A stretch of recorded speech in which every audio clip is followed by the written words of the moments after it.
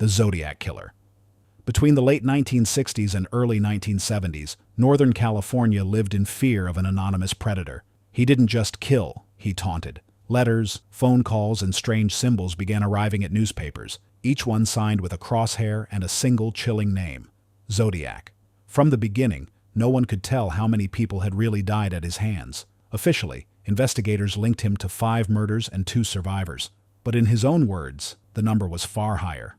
It all began quietly on a back road outside Vallejo. On December 20th, 1968, high school students David Faraday and Betty Lou Jensen parked along Lake Herman Road. Moments later, both were shot dead. 7 months later, the killer struck again. On July 4th, 1969, 22-year-old Darlene Farron and 17-year-old Michael Mageau were ambushed in a parked car at Blue Rock Springs. Mageau survived, and through his pain, he gave police the first real description of the attacker. Only weeks later, on July 31st, 3 major newspapers, the Vallejo Times-Herald, the San Francisco Chronicle, and the San Francisco Examiner, each received nearly identical letters.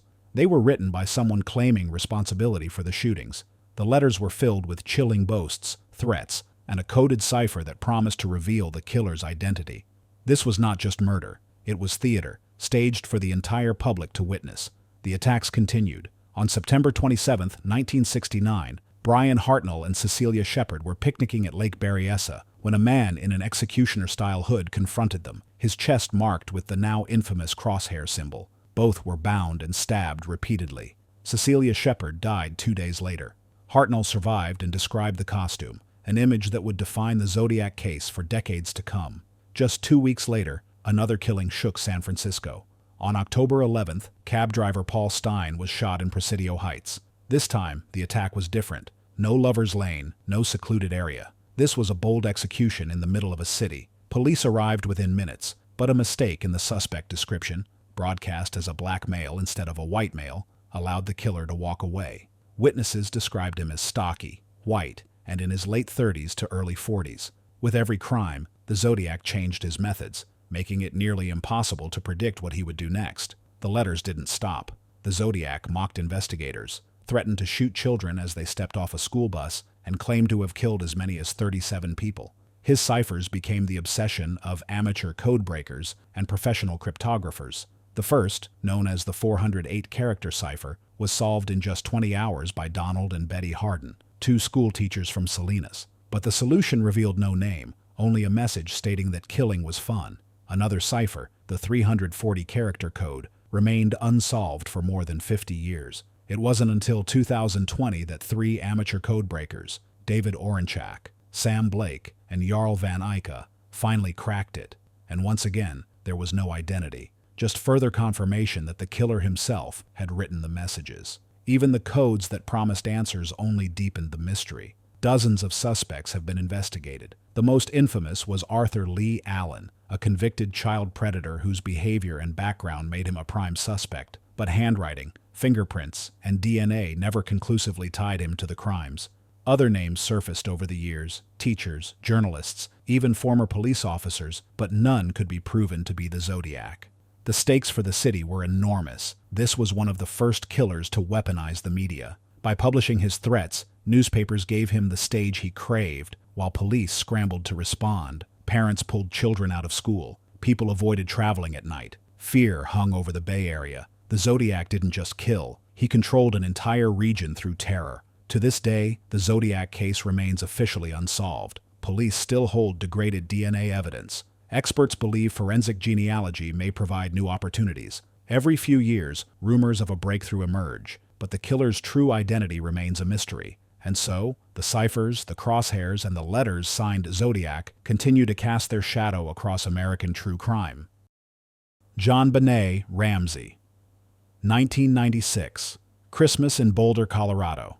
A wealthy family, a home filled with holiday decorations, and the promise of a joyful season. But by the next morning, everything had changed. What should have been a perfect holiday turned into one of the most haunting mysteries in American history. On the morning after Christmas, Mother Patsy Ramsey walked downstairs and discovered a letter sitting on the back staircase. Not a quick scribble, but a full 2.5-page handwritten letter. It demanded that the Ramseys pay $118,000 for the safe return of their daughter, JonBenét Ramsey, a 6-year-old child beauty queen. It was a strangely specific amount that later came out to nearly match the annual Christmas bonus of John Ramsey, JonBenét's father. No clear signs of intrusion were found in the house. The letter instructed the family not to contact the police, or their daughter would meet with a gruesome fate. But at 5:52 a.m., Patsy dialed 911 anyway. Officers arrived within minutes, yet they treated the case as a kidnapping, not a murder. Instead of sealing the home, the officers allowed friends, neighbors, and even the family's pastor inside for support. People gathered in the kitchen, moved around the house, and in some cases even cleaned. Evidence that might have solved the crime was destroyed before it could ever be collected. Police waited for the kidnapper's call. The ransom note had set a 10 a.m. deadline, but no call ever came. The hours dragged on, and tension in the house grew. By early afternoon, detectives asked John Ramsey and a family friend to search the house for anything unusual. Oddly, neither John nor Patsy had immediately gone to check JonBenét's bedroom to confirm whether she was actually gone. At around 1 p.m., as part of the search, John went to the basement. In a small, windowless room, he made the discovery that changed everything: JonBenét's body. She was wrapped in a white blanket. She had suffered a blow to the head and had been strangled with a garrote. Instead of leaving her where she was for investigators, John carried her upstairs, further contaminating and compromising the crime scene. Every theory that followed from that point on was therefore built on shaky ground. From the very beginning, nothing about this case seemed to make sense. The ransom letter quickly became the first significant point of division. Why was it so long? Why was it written using paper from inside the house? Handwriting experts cleared John Ramsey, but many said Patsy could not be excluded. Some investigators saw this as proof of a staged crime scene. Others weren't convinced. Suspicion initially focused on the Ramseys. Inconsistencies in their statements, combined with the peculiar ransom note, fueled the belief that the murder had occurred within the family. But another camp championed the intruder theory. They pointed to a broken basement window, a suitcase found beneath it that could have been used to climb inside, and even the possibility that JonBenét had been subdued with a stun gun. Two competing narratives emerged: an inside job or a mystery intruder. Neither could be fully proven. In 1999, a grand jury reviewed the evidence. They voted to indict John and Patsy Ramsey for child abuse, resulting in death, and as accessories to a crime. However, District Attorney Alex Hunter declined to sign the indictment, citing that the case was too weak to bring to trial. That decision left the investigation in limbo. Forensic testing seemed to promise breakthroughs, but only deepened the divide. In the mid-2000s, new DNA analysis detected touch DNA on JonBenét's clothing that revealed an unknown male profile, which did not match any family member. In 2008, the Boulder District Attorney used this to clear the Ramseys in a public letter. This was a DA's decision, not a court ruling. Many experts criticized the decision, arguing that the sample was too small and could have been contaminated. Even modern DNA technology created more questions than answers. The media firestorm turned the case into a cultural obsession. For years, the Ramseys were treated as guilty in the court of public opinion. Documentaries and TV specials dissected every angle, with theories shifting back and forth. In 2016, a CBS special suggested that Burke Ramsey, JonBenét's older brother, might have been involved. Burke responded with 2 lawsuits for defamation, one against CBS and another against Werner Spitz, a well-known forensic pathologist.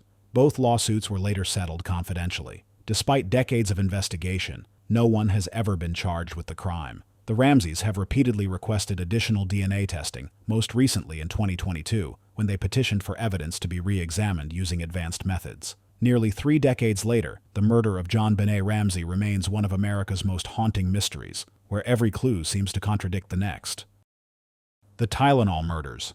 In the fall of 1982, Chicago was shaken by a wave of sudden, unexplained deaths. Ordinary people, young and healthy, collapsed without warning. Doctors couldn't explain it. Families were blindsided. One after another, lives were cut short, and at first, no one knew why. The cases seemed scattered. The victims included 12-year-old Mary Kellerman, who died early in the morning after complaining of a cold. Hours later, 27-year-old Adam Janus collapsed in his home. Later that same day, his brother Stanley and sister-in-law Teresa also died suddenly, leaving investigators scrambling for answers. Then more victims appeared across the suburbs. Mary McFarland, 31, Paula Prince, 35, and Mary Reiner, 27. Perfectly healthy, gone in an instant. What could possibly connect such different people, in different places, all dying the same sudden way? It took investigators days to uncover the link. Each of the victims, just before their deaths, had taken something almost every household in America kept on hand: extra-strength Tylenol. The discovery was chilling. These weren't factory mistakes. Someone had deliberately taken bottles off store shelves, opened the capsules, replaced the medicine with potassium cyanide, and put them back for unsuspecting customers to buy. Each capsule contained a massive dose, enough to kill a healthy adult. A trusted pain reliever had been turned into a murder weapon. Panic spread quickly. Stores rushed to pull Tylenol products from shelves. Hospitals and police set up hotlines for terrified callers. Johnson & Johnson, the company behind Tylenol, ordered an unprecedented recall of 31 million bottles nationwide. The investigation became one of the largest in Illinois history. Police, federal agents, and medical examiners all collaborated, but the evidence was scarce. There were no fingerprints, no eyewitnesses, no surveillance cameras. Whoever committed the murders had vanished without a trace. One man, James Lewis, came under suspicion after he sent a letter to Johnson & Johnson demanding $1 million to stop the killings. He had a history of fraud and violence, but the evidence only tied him to extortion, not murder.